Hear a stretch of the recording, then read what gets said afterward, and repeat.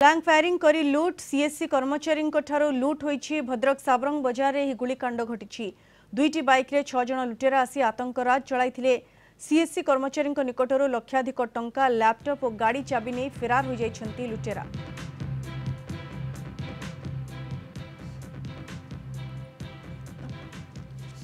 कालिया रास्ता रे 6 जन बाइक दी बाइक रे 6 जन आसुले आम दुकान बसलु हठात से फायरिंग कले।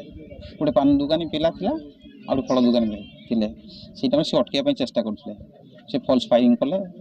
फायरिंग कला पिला कदर पैसा लक्षे टंका लैपटॉप नहीं बैंक कौन चाकरी कर घर से बाटर छड़ी दुकान करी गोटे लोक आसला रिज्यूम बनला बन सारा मत कहला पीडीएफ कर पठेदेली पठेदेला से दुकान बंद कले से पलैला दुकान बंद कले आम से पड़िया छकरे मत दुटा तीन बाइक गला आए सात आठ लोक थे मत पेल देले कदम पड़े मत बंदूक देखला आज मो बेकर छुरी फुरी सब लगे लगे सारा कहले चिल्लाना जहाँ सब देदे तार मो फोन नहीं गले लैपटॉप था बैग सब नहीं गले आउ गोटे बैग था से रखी आ सब नहीं गोटे आपाची गोटे एफजेड आठ बुलेट